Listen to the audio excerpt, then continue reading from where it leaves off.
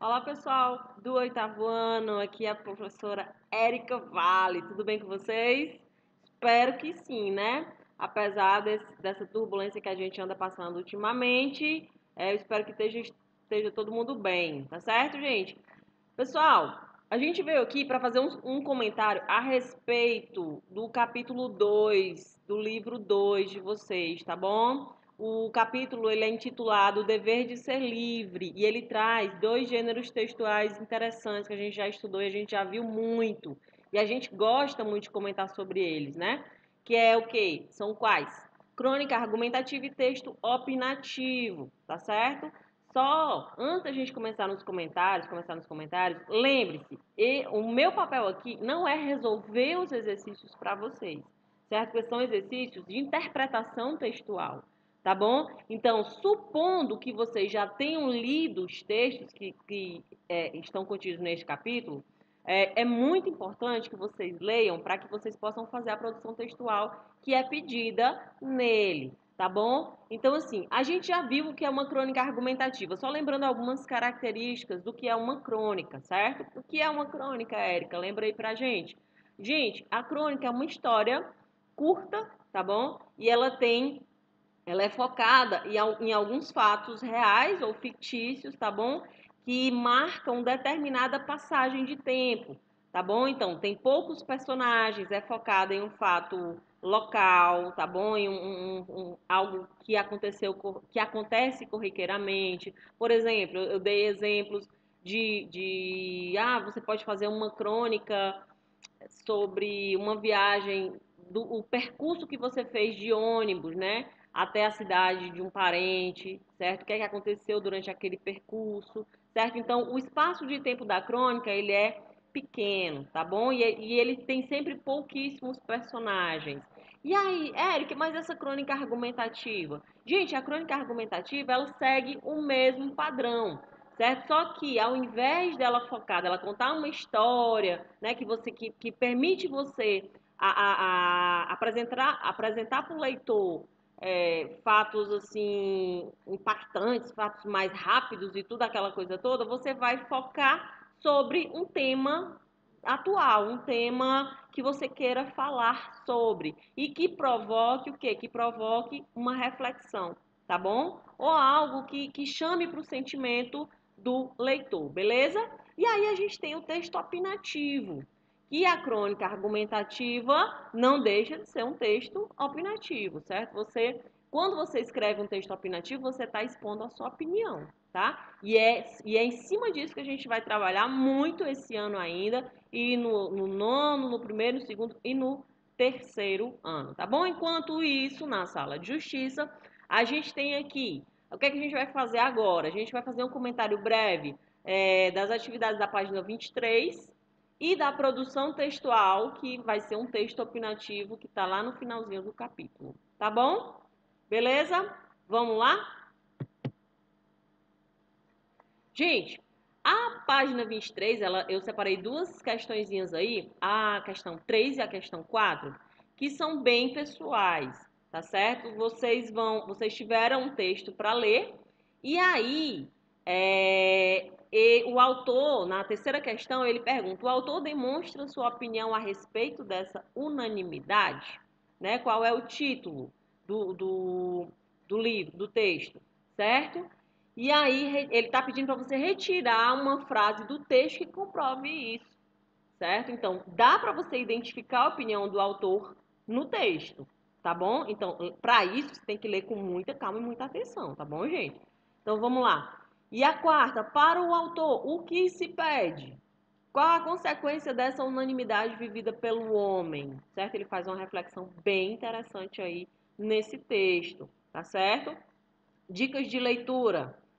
Enquanto você estiver lendo o texto, seja no teu próprio livro didático, seja em qualquer outro livro que você tenha, certo? Pega um lápis, certo? E vai grifando algumas partes interessantes, porque isso é um exercício para o cérebro. E aí, quando você for ser questionado sobre alguma passagem do livro, certo? Ou do texto que você leu, você vai ter condições de argumentar melhor, beleza? Vamos lá, para o gabarito. Qual é a resposta da questão 3, Érica? A resposta é sim. Aí a gente separou aqui uma sugestão de resposta. Abre aspas. Essa unanimidade consciente é o dado mais estranho de nosso tempo. Esse fragmento que eu retirei está na linha 14 do quinto parágrafo do texto, tá bom? Se você quiser, vai lá e passa o lapisinho para a gente relembrar isso quando estiver nas aulas presenciais, tá bom? E aí, a questão 4, ela traz o quê?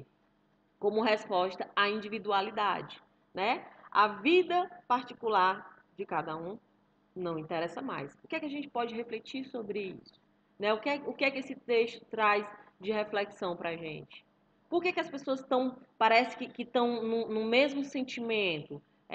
Tanta exposição, né? As pessoas acordam sobre a mesma coisa, todo mundo junto, ninguém discorda de nada, e todo mundo se expõe tanto, a gente tem o exemplo das redes sociais, né?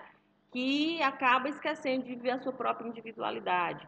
Em um determinado momento, olha a reflexão que a gente está fazendo. Em um determinado momento, a gente pensa que a gente precisa estar expondo a nossa vida a todo momento para que a gente se sinta bem. Parece que isso virou uma febre, então é uma unanimidade. Né? Tem muita gente que faz isso até mesmo para ganhar dinheiro. A gente tem aí os digitais influencers, né? Que não me deixam mentir. Tá bom, gente? Vamos lá. Pessoal, aí a gente tem o texto, né, da página 22, que é uma produção textual. Ela vai estar aí, da página 29, perdão, no livro de vocês. O tema do texto, o título do texto é Tecnoescravo, ele é do Eric Slate, certo? E o tema a ser pesquisado e produzido é liberdade e conectividade no mundo atual, certo? Gente, é um tema fantástico. Um tema fantástico que tem tudo a ver com isso que eu acabei de falar, certo? Por quê? Porque a gente tem um mundo tão diverso nas redes sociais, né? A gente vive tanto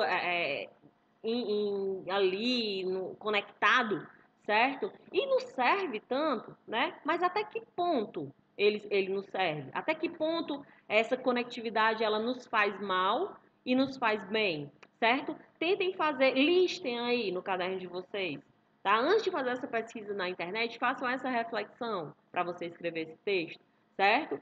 O que é que vocês vão fazer? Você vai fazer um texto opinativo, certo? Você vai dar a sua opinião sobre. Então, é importante que você pese muito bem o lado positivo e o lado negativo. Quantas coisas? Liste aí cinco pontinhos positivos e 5 negativos, certo? Será que essa a conectividade ela é tão boa assim que eu só posso viver, eu ganho muito dinheiro com ela, né? Tem os YouTubers, os digitais influencers que ganham muito dinheiro, que movimentam uma indústria muito grande. Mas, por outro lado, tem o quê? E o meu tempo comigo, né? E o meu tempo com a minha família, o meu tempo com os meus irmãos, com os meus pais, certo? Então, a dica aí para vocês começarem a pensar sobre isso. Na internet tem muitas coisas bacanas, muitos textos interessantes e vocês vão encontrar para montar o seu texto opinativo, tá bom? Lembrando que a gente sempre fala, linhas escritas, o mínimo de 15 linhas, tá, gente? Mínimo, certo? E máximo de 40. Como é um texto opinativo, eu vou deixar mais margens para vocês escreverem, porque vocês vão pesquisar, tá bom? Mas lembrando do parágrafo, lembrando de não deixar os parágrafos muito grandes, tá bom? É muito importante que vocês não deixem os parágrafos muito grandes e a margem, certo? Por favor. Lembrem-se também de fazer o quê? O rascunho. Se você faz o rascunho, quando a gente estiver em sala de aula, você já tem o texto pronto, certo? Então, a gente só faz os ajustes e você passa para a folha oficial. Tá bom, pessoal? Tudo bem? Vamos lá para frente? Lembrando, as atividades que a gente comentou agora são da página 23, que é a questão 3 e a questão 4, tá? E a produção textual, que é a sugestão de você fazer o texto opinativo. Na última live que a gente fez, Algumas pessoas perguntaram assim, Érica, a gente vai ter que fazer logo e tudo. Gente, a gente está passando, façam. Quando a gente retornar às nossas aulas presenciais, a gente vai debater em cima disso e vai aprofundar a escrita do texto. Mas é muito importante que vocês mantenham a produção textual, tá bom? E alguns lembretezinhos muito importantes. As atividades vão ser passadas, tá, gente? Então, essa é uma aula de comentário de exercícios que, teoricamente, vocês já fizeram, tá certo? Então, o que é que a gente pede?